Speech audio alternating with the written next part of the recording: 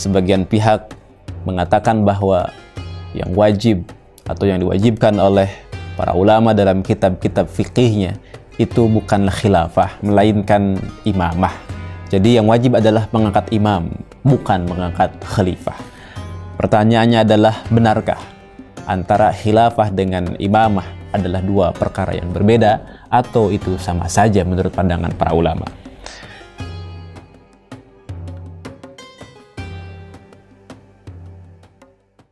Bismillahirrahmanirrahim. Assalamualaikum warahmatullahi wabarakatuh. Alhamdulillah, wassalatu wassalamu ala rasulillah wa ala alihi wa sahbihi wa mawalah. Pemirsa yang dirahmati Allah subhanahu wa ta'ala, sebagian pihak mengatakan bahwa yang wajib atau yang diwajibkan oleh para ulama dalam kitab-kitab fikihnya itu bukanlah khilafah, melainkan imamah.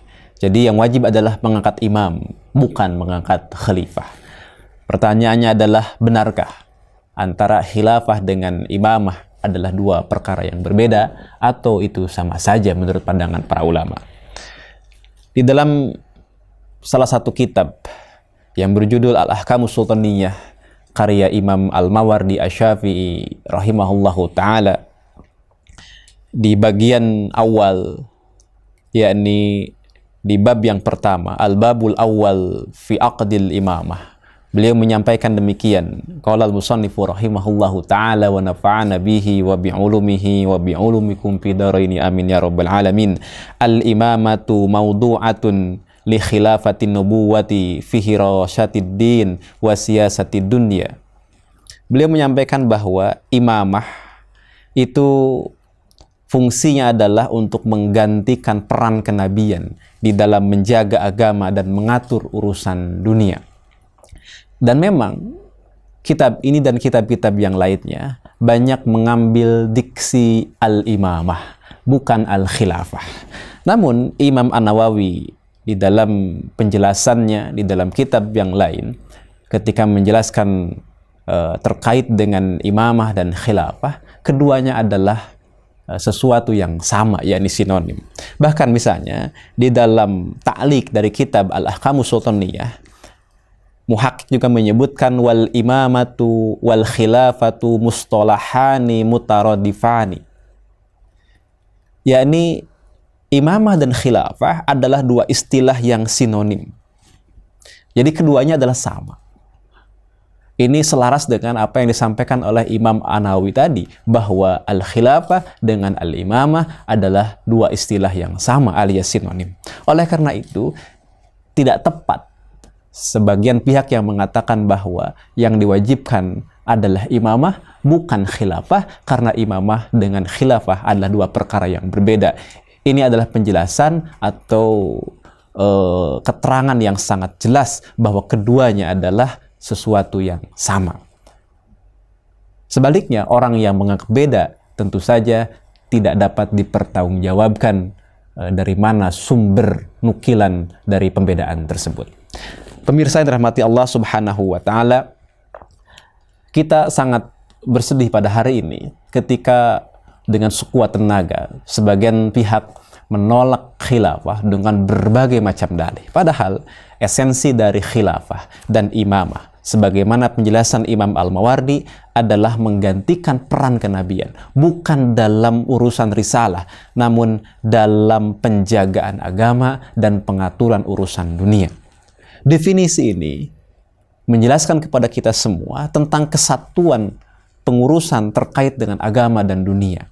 Dari definisi ini, para ulama dengan sangat jelas menolak pemisahan antara urusan dunia dan urusan agama. Oleh karena itu, sekularisme di dalam Islam tidak memiliki tempat sama sekali.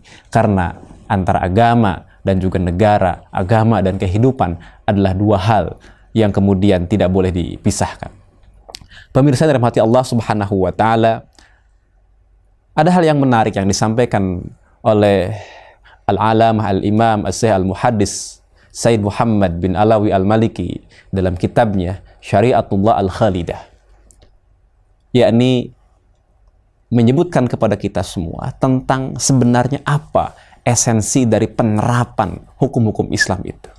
Beliau menyampaikan dalam kitabnya Syariatullah Al-Khalidah, "Falau annal muslimin al-yaum amilu bi ahkamil fikhi wad din kama kana aba'uhum lakanu arqal umam wa as'adun nas."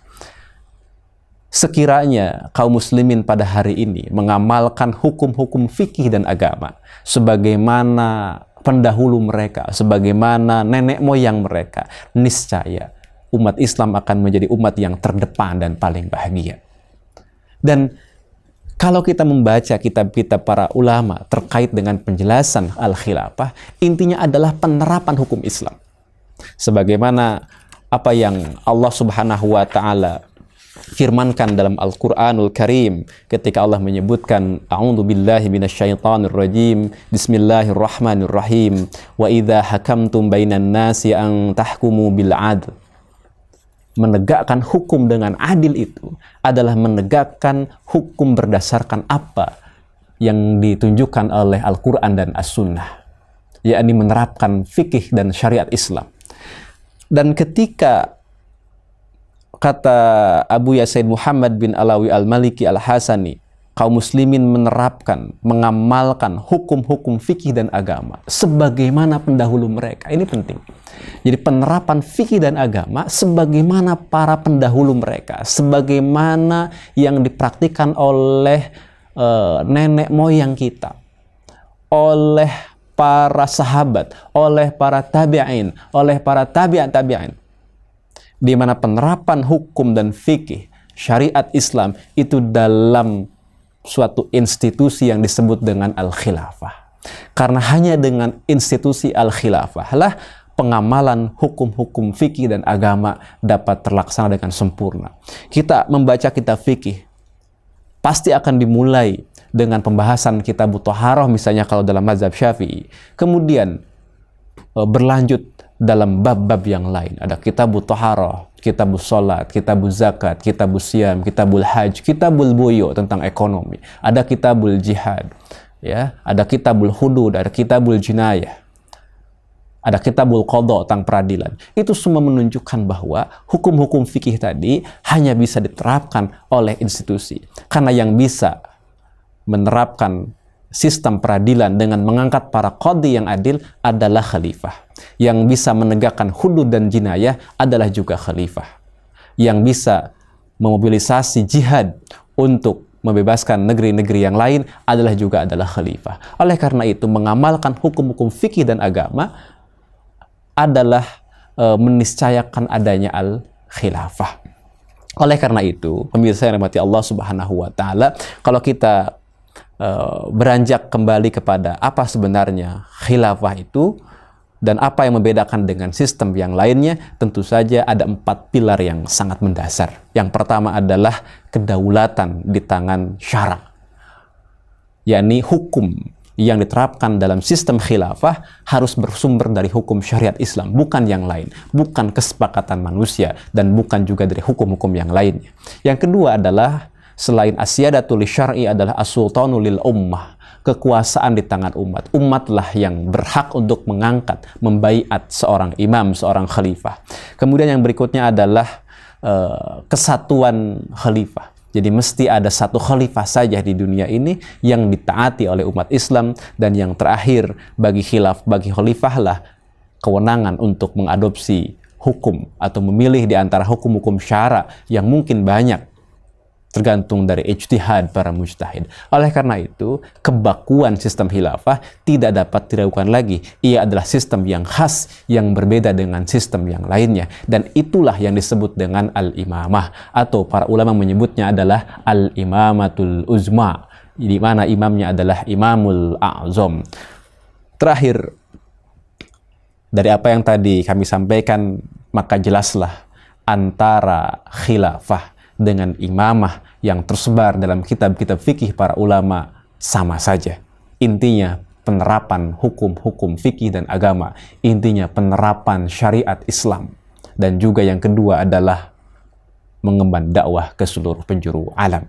Hanya dengan sistem itulah umat Islam akan menjadi umat yang terdepan dan bahagia, insyaallah ta'ala. Barakallahu li walakum. Assalamualaikum warahmatullahi wabarakatuh.